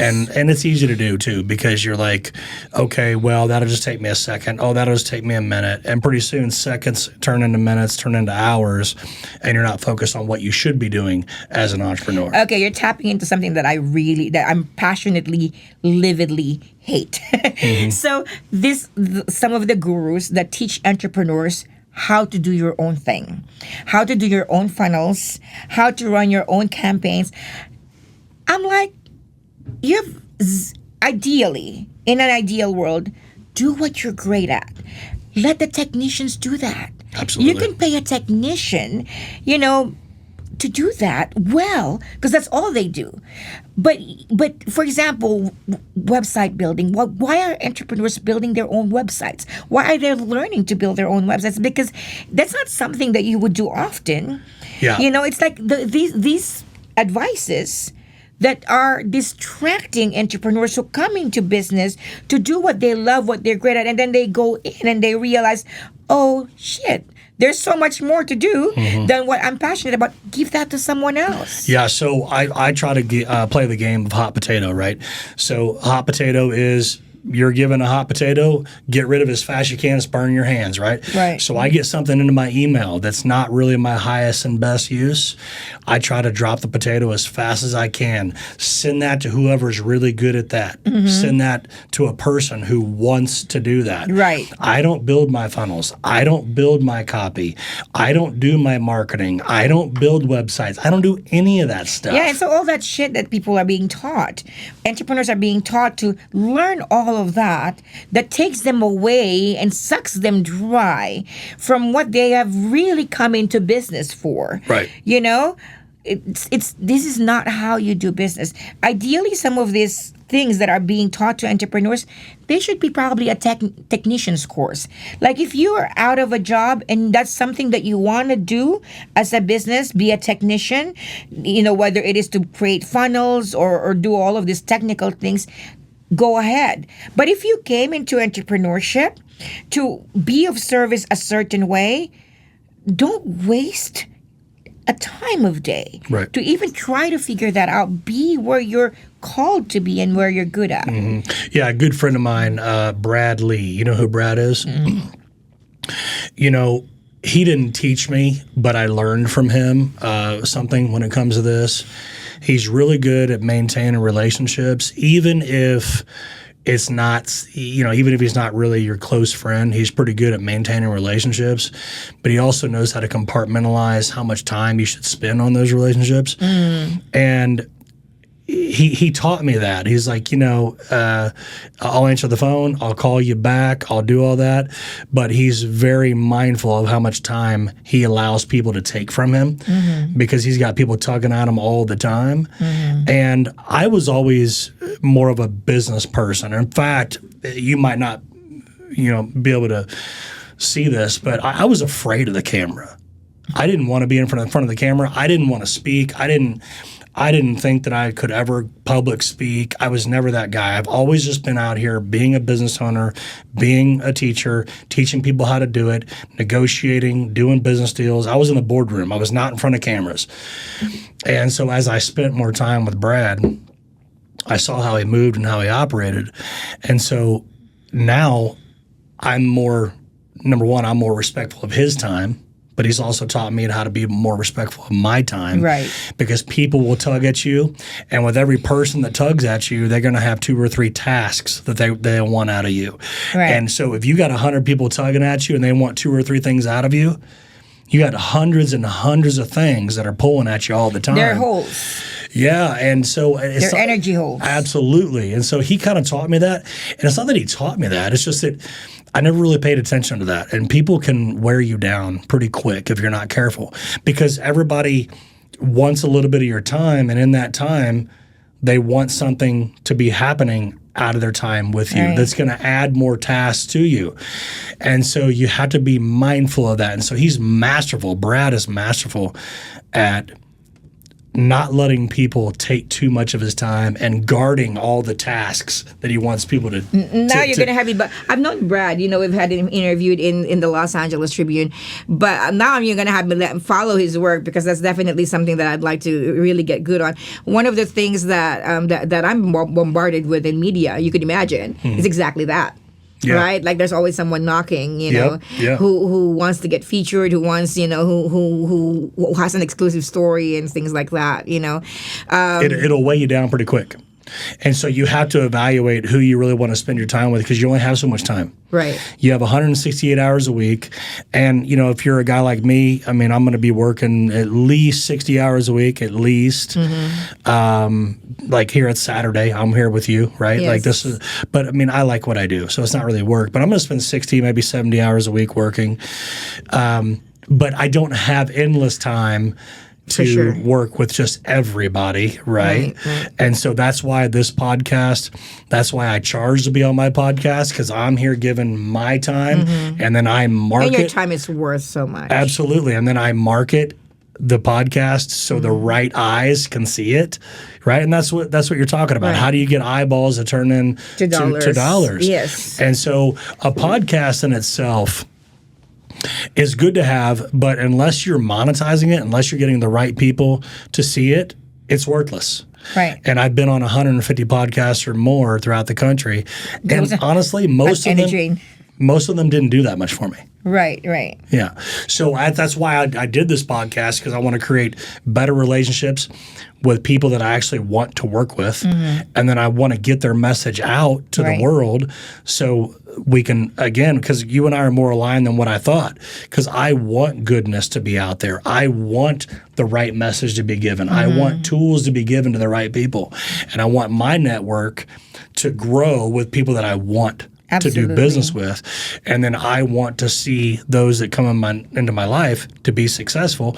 So that's why I get these messages out on the podcast. It's not just to have a podcast. Do you do a certification? What's that? Do you do a coach certification where you pass on your knowledge to someone, to a certified coach that now can work with people? Absolutely. You do that? Okay. Yep. Yeah, we have coaching programs, we have courses, we have the books. That's where you start, and then I've built out courses, and then you become certified with me.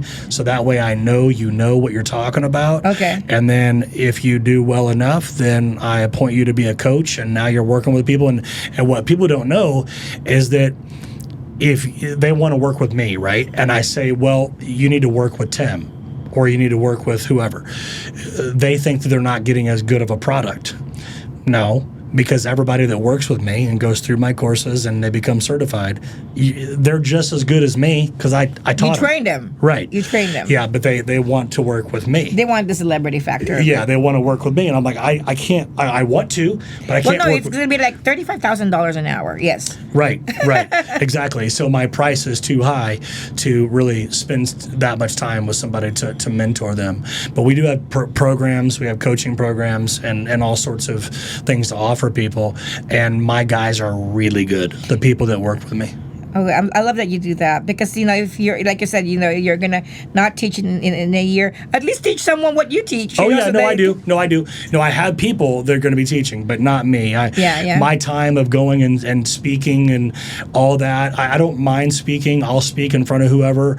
I probably have enough passion to do that for maybe another 6 or 8 months, but I bet by the end of 2026, I'm probably... You just have to change focus. Yeah, I'm probably winding down. I'm seeing that for you, because logically and in stewardship, right? Like it's a disservice to your true potential and your true capacity to be chasing chickens.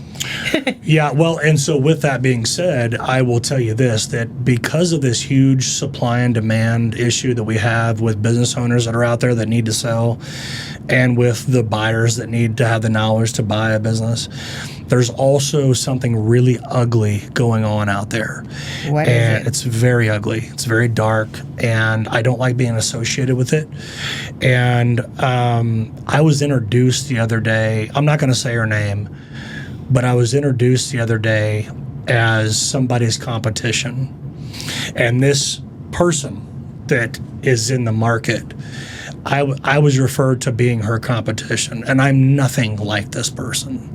You know, there are people out there that see this huge supply and demand of the buyers and sellers that are uneducated, and they're taking advantage of them, and they're misguiding them and telling them that they can go buy these businesses for no money. And they're misleading all these people. And I was about to go on stage, and this other gal who I adore, she's great, but she introduced me as this person's competition. And I'm like, no, I'm not. Because I'm not out there lying to people. I'm not telling people you can go buy businesses for no money. I'm not telling people that they can walk up to a business owner that has a multi-million-dollar company and buy that business for no money. That's not what I'm saying. I'm saying that there's a program called the Small Business Administration, and it's been around for 80 years, and you don't know about it. But it's going to take you some money, and it's going to take your commitment, and we're going to walk you through the process, and we're going to find you that business, and we're going to work with sellers of businesses, and we're going to help you to get this done. And it will take money, it will take time. It's not easy, but it's doable.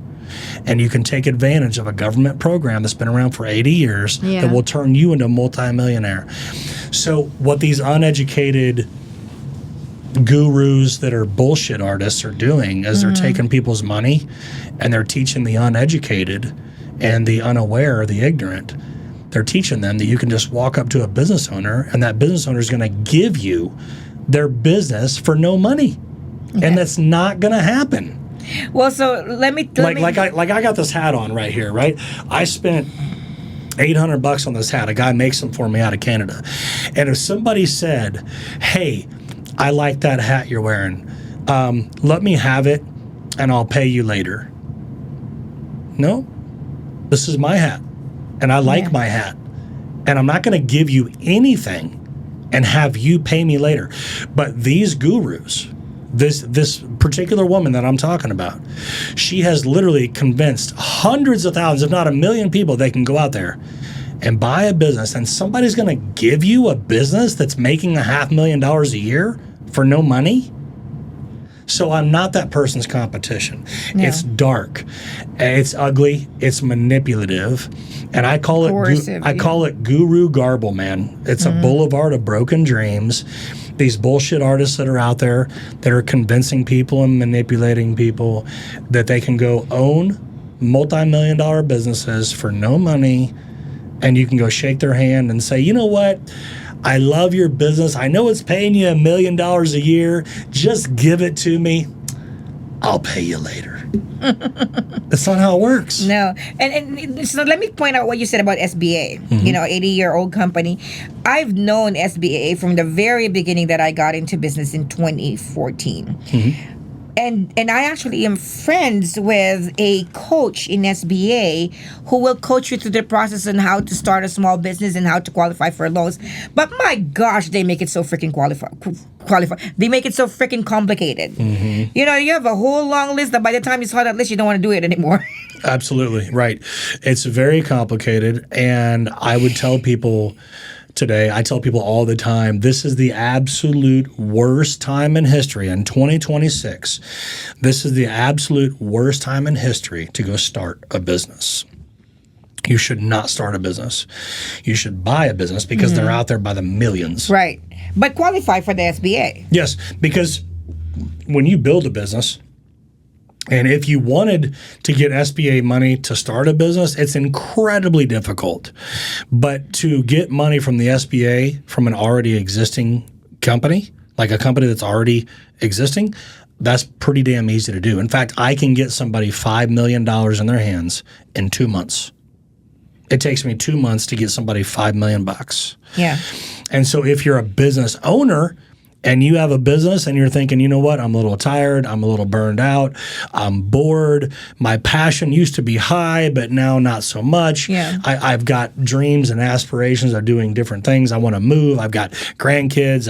I want to have more of a hobby business, whatever the reason is. You come to me, I sell your business. It takes me 5-6 months to get your business sold, and I can help you move on to bigger and better things to keep that passion and that sense of adventure in your heart, because you want to end well. You want to sell your business and end well. You want to move on to your next adventure. You don't really want to quit working. You want to just move on and still stay happy in your life and still affect change in people's lives. And I tell people, get into the fun of business shopping again. Like, what's the next adventure I want to do? Sure, and I tell people, if quitting working was the goal, let's just say it was for a second. Let's just say that sitting on our ass and doing nothing was the goal. And if 65 is the age, because that's what Wall Street and that's what our culture has told you, is that by 65 you should retire, which most people can't retire, and that's obvious. But let's just say for a second, and let's just play with it for a minute, that's the goal. If that's the goal, then why is Bill Gates not retired? Why is Warren Buffett not retired? Why is Jeff Bezos not retired? Why is the richest man in the world, Elon Musk, why is he not retired? And the reason that you're going to retire is if you hate what you do. You're tired. If you hate what you do. Most people hate their jobs. They don't want to go to their job anymore. But one little thing that people don't see is that if you own a business that you enjoy, you'll never work a day in your life. Right. So the reason Jeff Bezos is not going to retire, he loves owning Amazon. Right, right. And I believe Warren Buffett just stepped down like 2 weeks ago or 3 weeks ago from Berkshire Hathaway. He stepped down. It doesn't mean he's not working. Right. And that guy's like, 92 years old or something? Yes. I don't know how old he is. And he still works every single day. Right. So, and from a perspective of a former physical therapist, I'm a geriatric clinical specialist, which means to say I work with a lot of old people. People's health deteriorate within 1 year of retirement. Absolutely, yes. So retirement-itis is, thank you for saying that. Retirement-itis is the disease that convinces you that you're going to sit on your ass and do nothing only to get more disease. Yeah. You're going to get more disease. You're going to sit on your ass. You're going to do nothing. Your joints are going to start hurting. Right. You're not going to have the hobbies that you thought you were going to have. Those hobbies, you're going to get tired of those hobbies. I had a guy, I'll tell you a quick story. I had a guy, he was in his 70s, and he was one of the guys that started Waste Management, if you can believe that. Waste Management is the biggest garbage company in the world, okay? This guy had money to burn, okay? This guy calls me and says, I need to get into a business. And I didn't know his name. I didn't know where he came from. I didn't know anything about him. And he was very tight-lipped about who he was and where he had been, right? And I didn't know that this guy started Waste Management until much later into the transaction. And he got real close with me, and he said, Chad, I just need something to do. And he said, I'm at my office every day, and I have nothing to do. And I'm like, what do you mean? You have an office? You don't? He said, yeah, I can't sit at home around the wife all the time. Right. So this guy literally got an office. He's been retired, 10 times over. Right. This guy has more. He could burn 90% of his money and have more money than most people. Yeah. He went and got an office. He had a TV, a recliner, and a fan. That's all he had in there. No purpose. But he would tell his wife every day he was going to work. She got on his ass and said, you don't have a job. I'm not stupid. You go to the office to get away from me. And so he called me and said, I need a business. I need to start working so I can tell my wife that I have a reason to be here. The guy was 72 years old, 74 years old, something like that. I haven't talked to him in so long. But when it came time to do that transaction, I was talking about loans and going to the bank. He said, no, Chad, I'm just going to write a check for it. And the business was like $3 million. He just wrote a check because he needed something to do. Right, at 72 or 74 years old. He was like, my wife's on my ass. I come to the office. She knows I'm avoiding her. I need a job. And that's just one of the stories I have. But people think they're going to retire. But like you said, you were a physical therapist. And people retire only to get ailments, to their bodies break down, their mind breaks down, right? And they think they would go on vacations. No. No, they're. It's weird. It's weird. Like, I don't know what it is. I don't know if it's a shift in the mind. If it's an energetic retirement, but health deteriorate within the first year of retirement. It does, yeah, absolutely. Things just start Like it breaking just shows down. up. Yeah. Like whether it is, heart problems or, all of a sudden diabetes or kidneys or like it just shows up a year after retirement, And so in the Philippines, I don't know if it's this way, and maybe you can tell me, but I know in all the blue zones, like Japan, some parts of Greece, and there's some other places where people commonly live over 100 years old. One of the reasons, or one of the data points of why they might live that long is because they never stop working, and they might not be working for money, but they're doing something. They're doing something in the field, maybe not hard work, but they're doing something. They're selling something, or they're tending to something, right. And they work literally until they're dead. Right. They don't stop working. Yeah. They're always, now they might not be able to do the physical labor that they used to do, but they're still useful. Right. Yeah. Adapt. So I think, adjust. Yes, I think you just adapt to whatever your body and mind can do. Right. But to remain useful is probably equal to adding years to your life. Yeah. So when people get so tired of what they're doing for a living, I just say, change it. Just make the change. Yeah. And change is hard for people. Very hard. And so if you're tired of what you're doing, then, okay, if you own a business and you're tired of it, sell your business.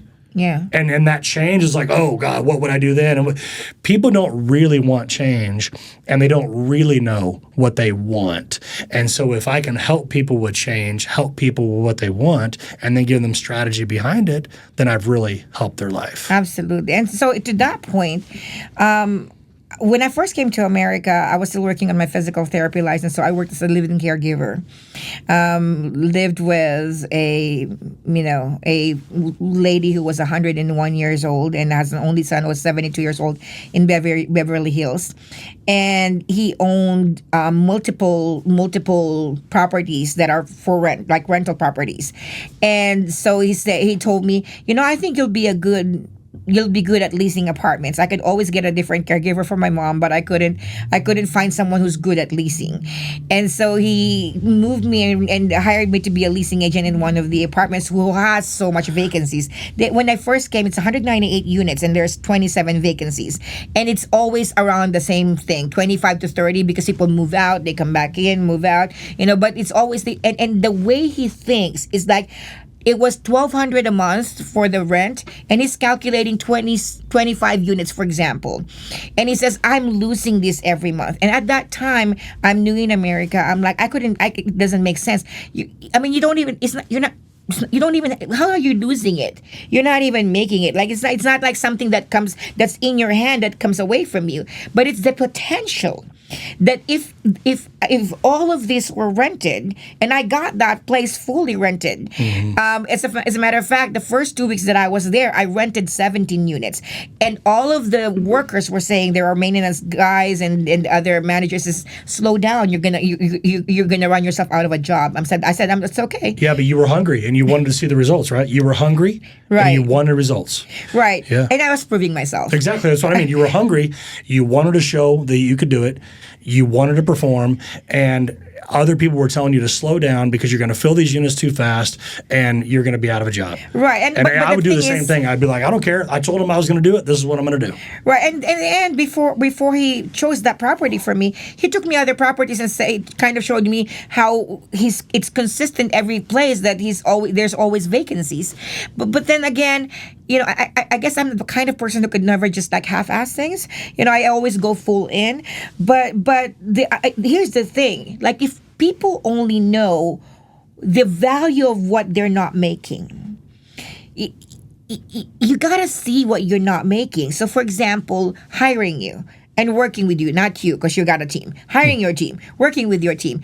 I honestly, I don't care how much. Because the question is, because how much are you losing? Absolutely. Not working with your team. Absolutely.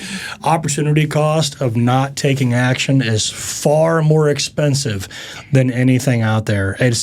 You are. That's why I tell people, they contact me and they say, hey, I'm looking for a business, or hey, I want to sell my business, whatever. I'm like, well, take action. Right. Do it quick. The cost of inaction. Absolutely, because people contact me a year later, or they contact me 2 years later, and they're still thinking about it. And I'm like, do you realize where you'd be right now if you stopped 2 years? After 2 years?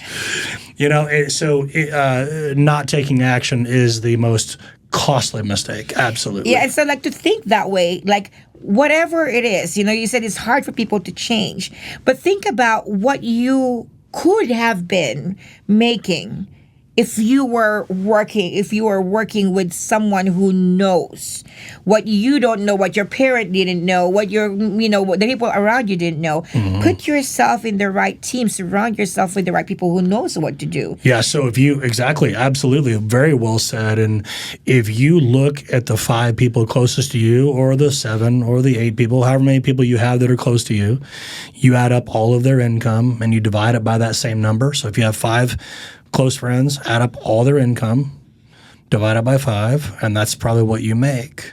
Yeah. So it's like who you're surrounded with, that's going to be your income. And so you have to be careful who you spend time with. You have to be careful where you invest your success in, right, who you're going to listen to. And I tell people that all the time. I tell people, and I don't know if I said this to you whenever I was speaking in Vegas, but I just went to Los Angeles. And I spoke, I don't know, probably 150 people there or so. And I said, you guys need to leave this room and focus on this. Quit listening to everything else. Get off of TikTok, get off of Instagram, get off of Facebook. Quit listening to these other people. And I tell them this, if you came to this room and you learned what you think you need to do, and you believe you're in the right room with the right people, and you believe that the solutions were given to you today, and it was a 2-day event, I think. If the solutions were given to you, shut everything off and go do that. Right. And what people do is they'll listen to this information that's really going to help them. And just like a gym membership, you can pay for a gym membership and maybe you get really excited on January 1st because you're going to make a change. And 2 or 3 weeks later, you're not doing it anymore. Right. And now you're trying to think of this other new clever way to lose weight or to gain muscle or whatever your goals are. Stop that. If the answers are here, do this and be relentless on this for the next 2 years. Shut everything out because we're in information overload today. Yes. We don't have a lack of information. Mm-hmm. We have way too much information. And people are getting so inundated with information, then they're getting confused on what they already know, and the very basic principles of what they should do, they're not doing because they're chasing every single rabbit that is moving. Mm-hmm. And they're not focused on what they need to be doing. Absolutely. Yeah. So, this has been a great conversation, Ava. I feel like we could talk all day. So thank you for this. No, this has been a great conversation, and we're going to talk about how you and I can move forward in some capacity with what you do. And the interview on the red carpet was great. We talked about some good things, so I appreciate that interview that you did with me. And we'll talk about more things after this podcast. Absolutely. Guys, listen, you heard it there. This is Ava Manuel. And listen, she's out here trying to help people just like you. If you've got a message and you don't feel like people are seeing it, and you want people to understand what it is that you do so you can get eyeballs on you and you can convert that to opportunity, you can find Ava Manuel. And where can they find you, Ava? They can find me through LATribuneBestseller.com. And I would say Ava V. Manuel on Instagram, Facebook, would be the same. But give us the LA Tribune one again. LATribuneBestseller.com. LATribuneBestseller.com. Find her there. And by the way, I'm probably going to maybe give you some of my books and see if there's something there. I would love that. See if we can get some of my books to get into a bigger audience. Yes, absolutely. or the right audience. I would love to do that. Okay, guys, listen. This episode had a lot of gold nuggets in it. If you pay attention to what we talked about, maybe you watch it once, maybe you watch it twice. A lot of gold in this conversation. I hope it served you. I'll see you on the next episode of the Chad Peterson Show.